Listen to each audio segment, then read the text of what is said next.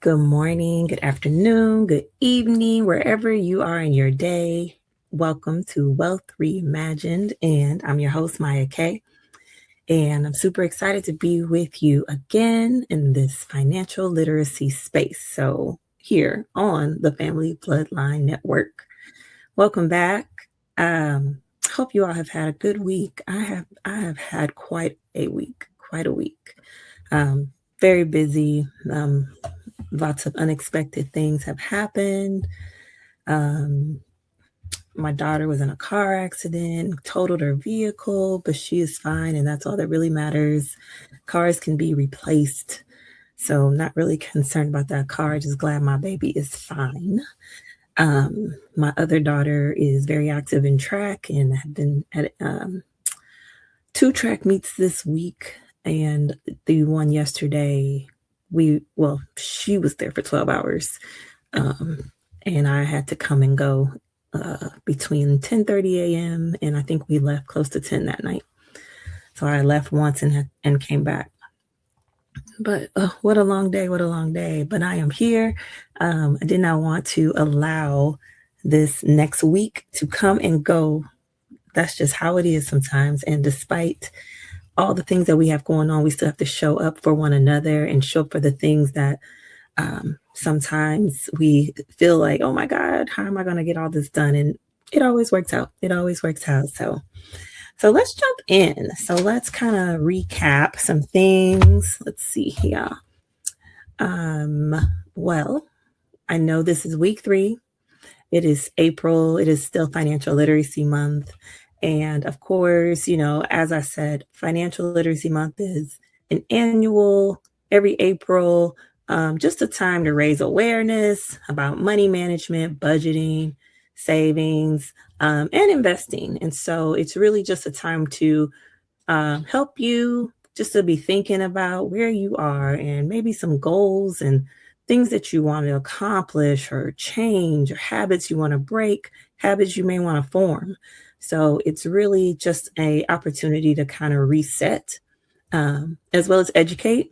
There's so much that you could learn and add to your already either good habits.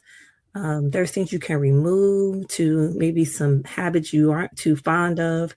So it's just really a great time to reset and think and grow, and maybe even challenge yourself to take a different approach or do something different.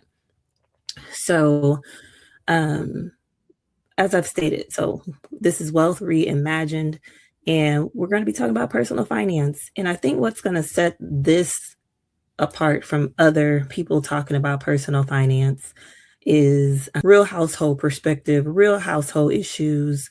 I want to help navigate through real day-to-day things that you encounter, things that come up, unexpected things. And I'm hoping that as time goes on, together, we'll be creating safeguards in our household, in our budget, in our money, in our income, and protecting it, not just like ensuring it, but protecting it by being prepared for things unexpected.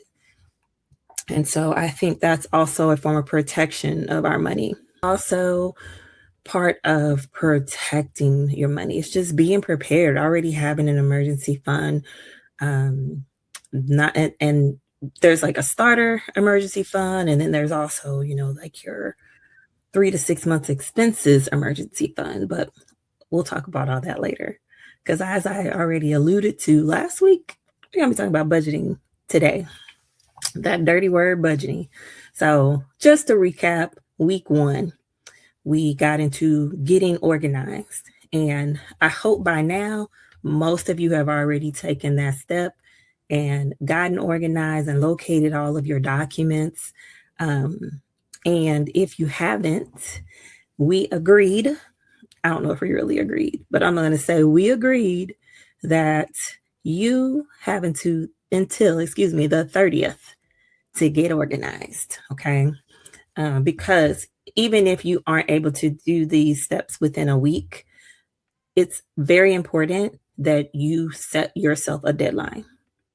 If you are just like, oh, I'll get to it, will you? You know, life's. And so give yourself a deadline. Give yourself a deadline. By the end of financial literacy month, I'm going to be organized. Maybe you are organized, but you haven't taken inventory of everything. By the end of financial literacy month, I'm going to be organized and have taken inventory of everything.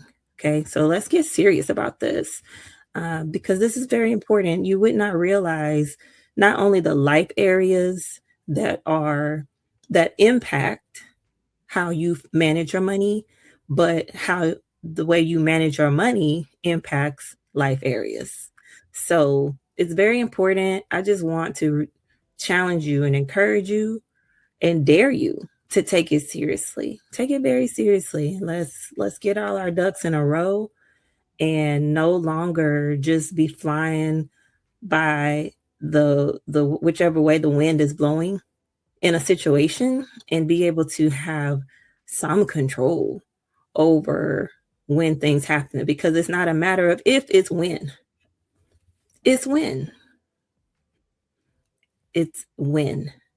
When is it going to happen? So I want to make sure people that are part of this community have, again, those safe rails in place, and you have funds set aside for the unexpected, so that when it hit, it don't really hit as hard. It's still going to hit, but it don't hit as hard. You're not going to set yourself backwards.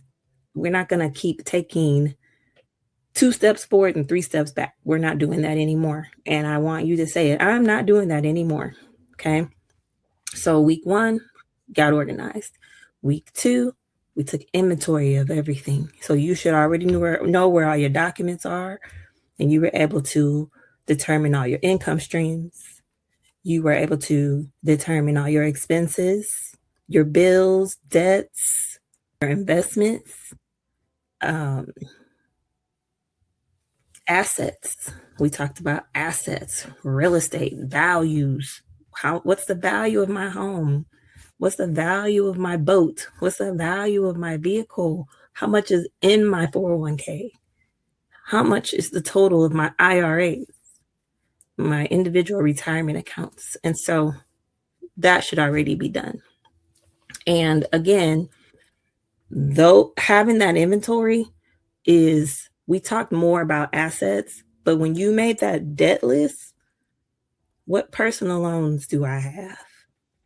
How much credit card debt do I have? How much do I owe in car loans or RV loans or boat loans? Loans, period. How much do I owe? How much do I owe on my mortgage? All that debt you owe takes away the value that you have in your assets. So you listed your income, retirement, life insurance, all that, real estate values, and other assets, and there's a total. The difference, all the things you owe, deducts from your assets, and then that number is your net worth. Assets minus their liabilities equals your net worth. So go ahead, even if you need to pause, go ahead and figure out what is your net worth currently. And it's often nice to know kind of where you are on things. Do you have a positive net worth? Do you have a negative net worth? Is your net worth even where you thought it would be? Do you have a goal? Do you want to have $1 million net worth? So just do that calculation real quick, so that way you know what your net worth is. So you have done a big step already if you're able to do that, because a lot of that information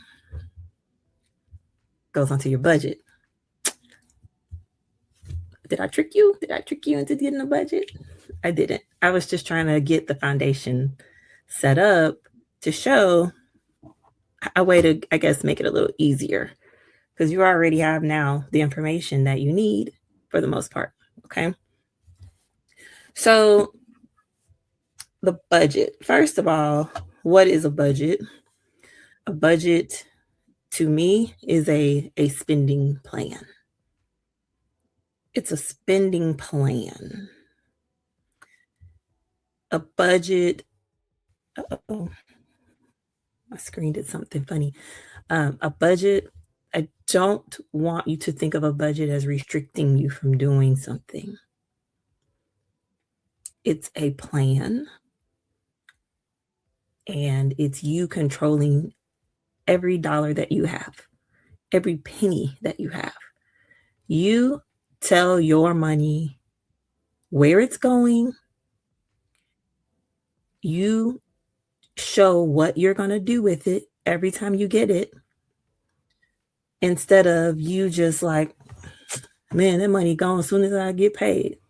While there might be some truth to that, depending on how much you have going out, all a budget is a spending plan. So, what do you need to call it? Like, now let's do some psychological thing here, right? What do you need to call it so that it feels more like an empowerment tool and not something restricting you? Okay. So, like I said, it's a spending plan. You could call it your wealth plan. You could call it your get out of debt plan. You could call it your control, your money control. You could call it whatever you want. You can call it whatever you want. You have to um, think of what you want to call it. If you're fine calling it a budget, that's fine too, as long as you do not allow yourself to believe that a budget is restricting me. A budget means I can't spend my money.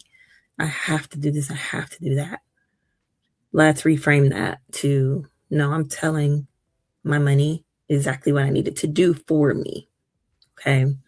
So I really want to talk about different types of budgets today, because you honestly already have all your information for your budget, maybe with an exception to um, like your utility bills, because that's not really something you would include as part of like liabilities on like a personal financial statement to determine your net worth. Though I think I did mention utility bills because I'm like, list your bills, list everything.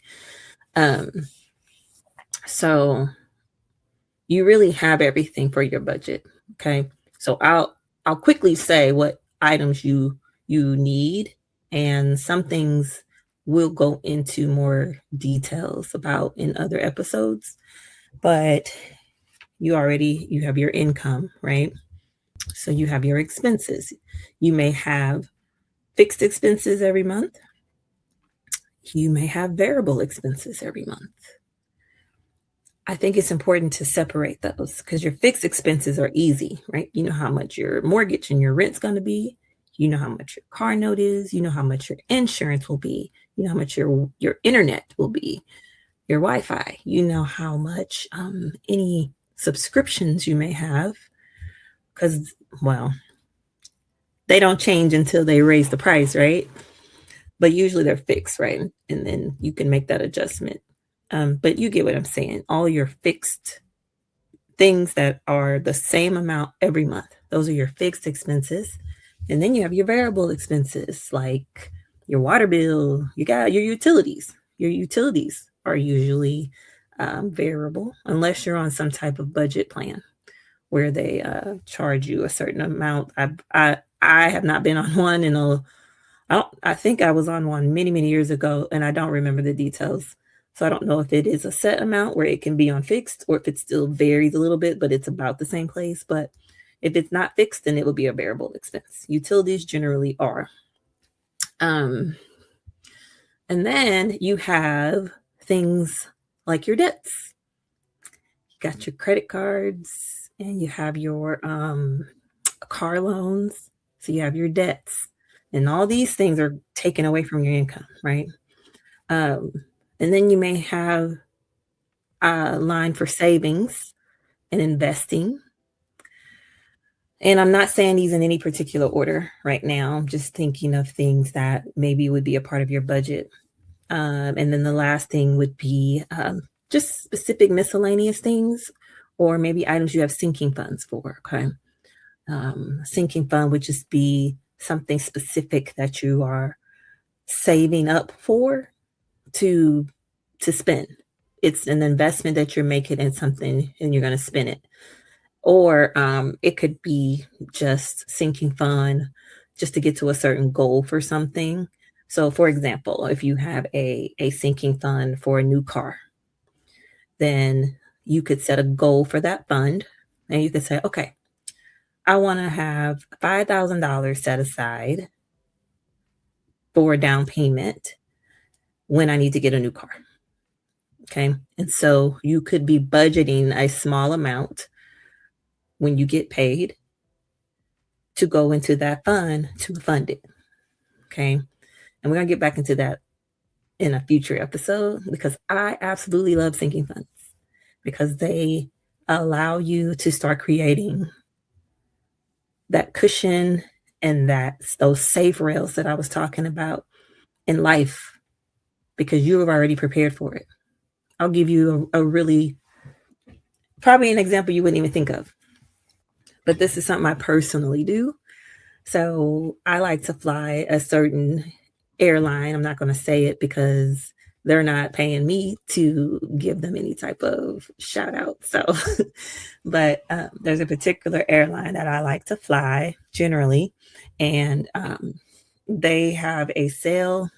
I want to say, I think it's twice a year on points.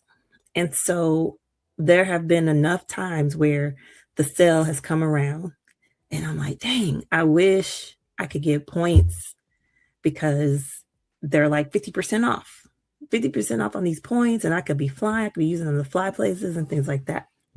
Well, in the past, whenever those sales would come up throughout the year, I would always be like, dang, I wish I had money or I might have the money to do it, but it's just like, but that's going to take away from over here because I do operate on a budget. So what I decided to do, I was like, man, I'm making a sinking fund. So the next time they send that email about these points being 50% off, I'm going to have some money to buy some points, right? And that particular fund, I didn't set like, I want $500 or nothing like that. I just put some money in there, right? And then that way it was allocated and waiting for that sale so I could go ahead and buy points. And most recently when that happened, I was so excited because I'm like, yes, look at me.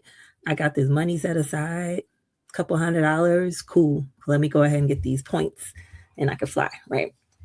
But anyway, that's an example of a sinking fund. Or like I said, with the car, where you have a specific goal and you want to have a down payment. A sinking fund could even be like a down payment on a house. But the reason it's called a sinking fund is because the idea is that it's going to get used. So the fund will sink. It'll sink. It's a sinking fund because it's going to get used. It's not the same as like a savings, an emergency fund.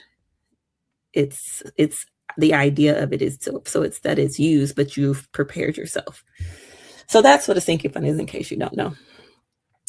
So that would be another area of your budget, right? So again, the hope is that you have enough income to take care of all of your expenses. If you do, that's awesome. If you have something left over after all your expenses, that's even better, right? Now, if you're a person that is negative in the red, you don't have enough income to cover your expenses, that's something we're going to address because that is probably causing you a lot of stress, a lot of worry, a lot of anxiety, and that's something we want to get you out of. We want to get you out of that trap, and we will talk about ways to either lower expenses in the future or increase your income. Okay. In some situations, we might need to stop the bleeding or whatever is happening, why you're in that situation. But do not feel judged. Do not feel ashamed. Just know that financial literacy, personal finance. It's learned, and you are here. You are here, and you are here to learn. You're not expected to already know everything. I'm sure, self included, no one has done everything perfectly and everything the right way. Some people had to learn the hard way. I'm one of those people. There are lessons I had to learn the hard way.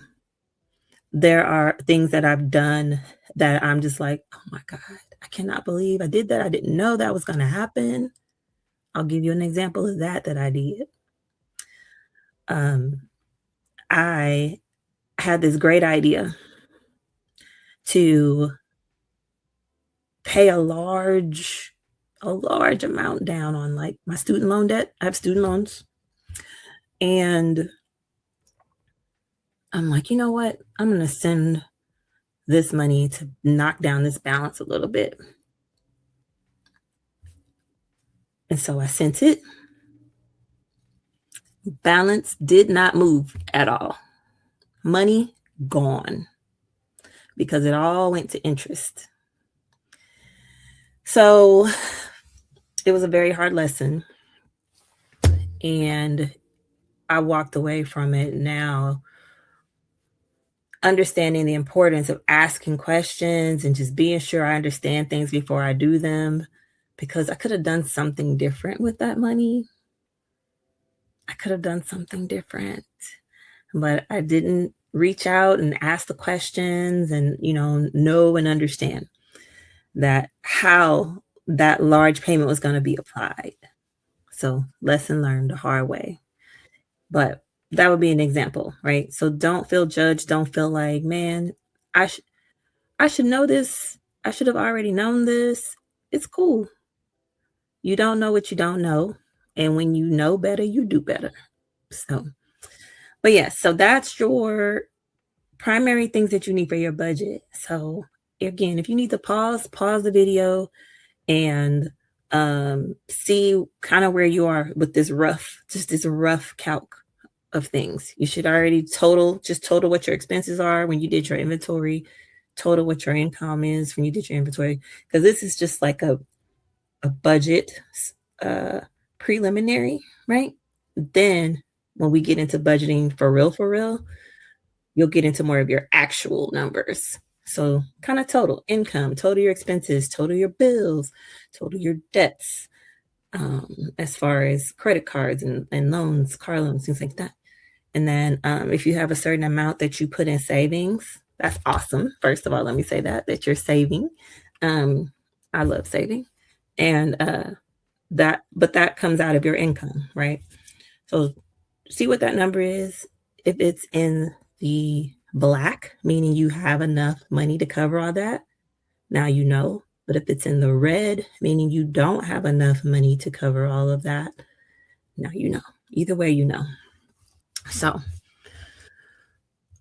I want to talk about types of budgets. I have my list here because I want to make sure I don't forget.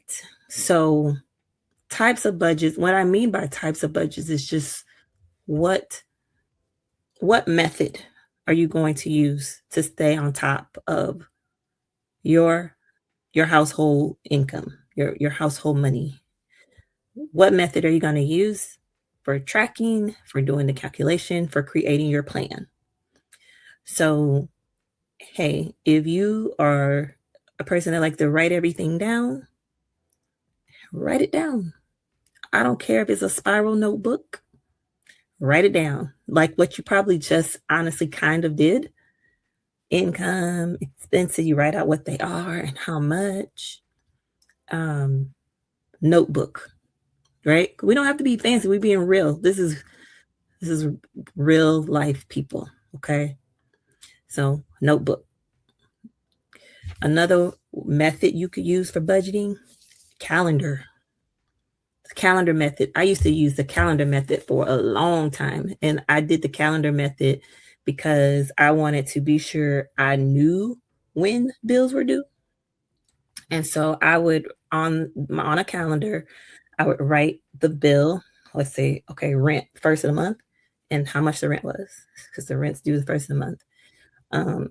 Whatever the bill is, phone bill, and how much. Or I put the company name, um, whatever it is, a credit card, and how much.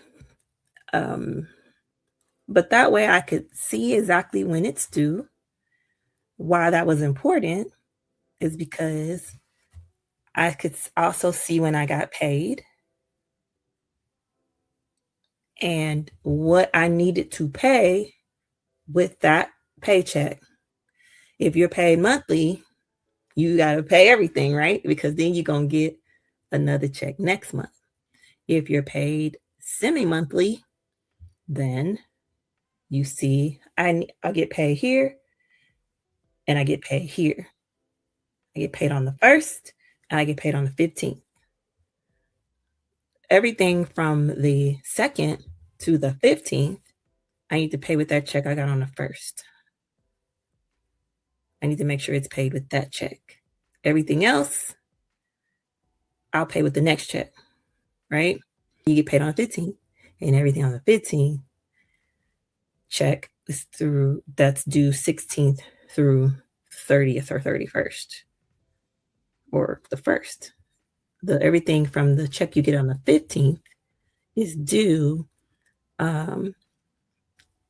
that's due from the 16th through the 1st. And now you have all that, okay? So anyway, we'll go into more detail with that, but hopefully that makes a little bit of sense. But that's the calendar method. There's also cash stuffing. Now, if you are someone who, I don't know if this is true, but I think a saver can do well with cash stuffing, probably easier than a spender.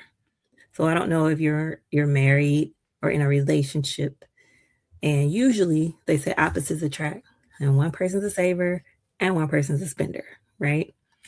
And so I think if you are a spender, cash stuffing might be challenging. But if you're a saver, I think cash stuffing can be very, very powerful because you like seeing the cash. You like, yeah, I got you. Look at all this money I got, right? You like being able to see it, right? So anyway, what cash stuffing is, it's when you have your budget, and sometimes it involves writing some things down so you'll know how much you need to put in an envelope. But it involves having an envelope designated for a specific category. And then you put them cash. You got to go to the bank to get cash, or you got to go to the ATM. If your ATM will allow you to get certain amounts or denominations, but it does involve going to the bank, withdrawing cash, and then stuffing your envelopes. So I'll back up. When I was saying that on the calendar method, let's say you were like, okay, on the 1st, my mortgage is $2,000. I'm going to pull out 1,000 and I'm going to pull out 1,000, right?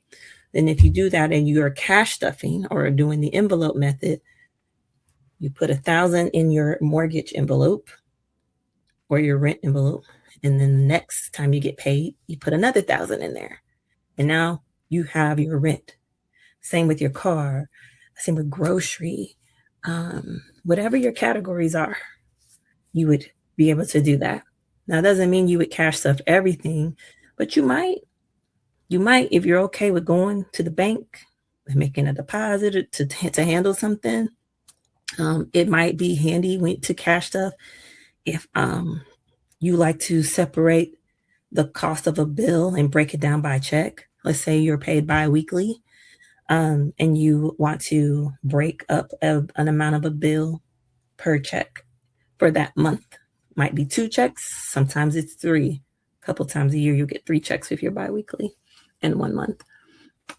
So that's cash stuffing. And I've done it. I did it for everything at one point. I actually loved it. It actually really helped me take a hold on things for a while. I don't do it as much now, at least not for everything. Um, I do it now maybe more for a sinking fund purpose, but loved it. Highly recommend it.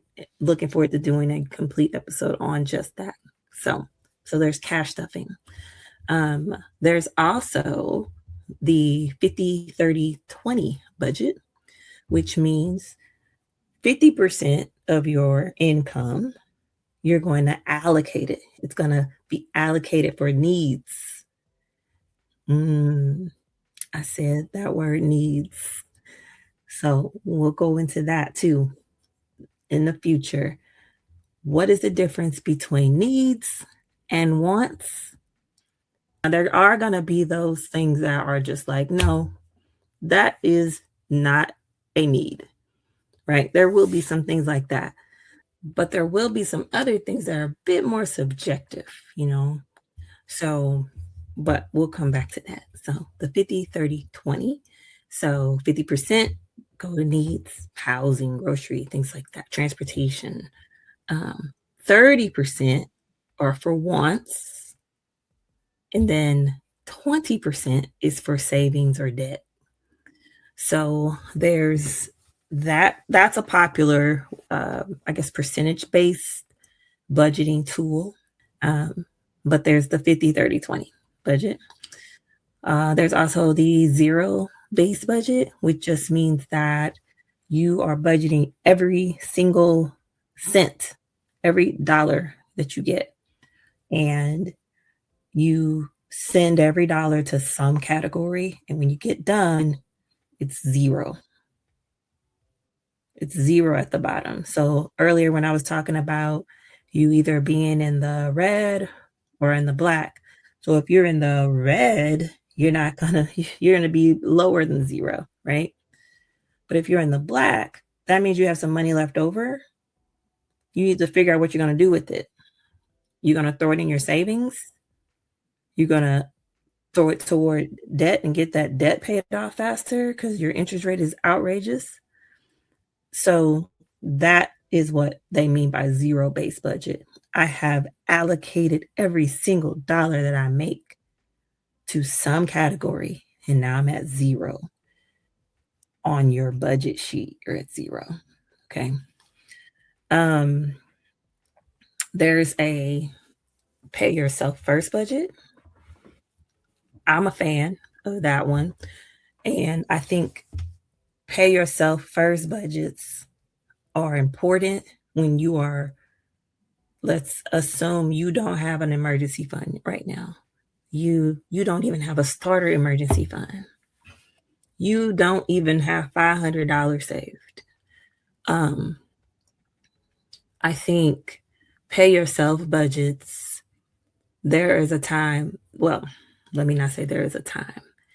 There's a time to start them. You should always be paying yourself first, but there's a time to go ahead and start it. Like I said, if you don't even have $500 saved,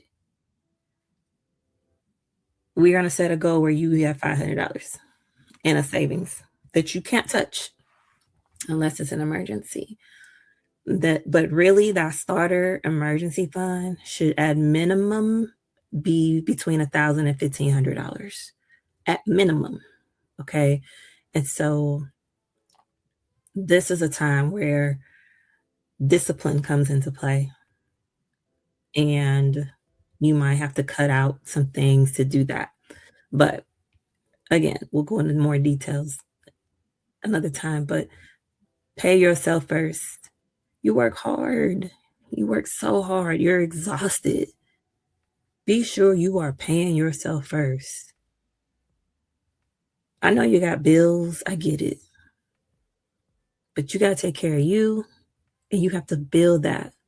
And while at first it can feel uncomfortable or a little stressful because it's tight, that rocky start will become less rocky because you are paying yourself first and you're starting to build a safety net. You're building safety rails. So it's so worth it. It's so worth it. But that would be another type of budget.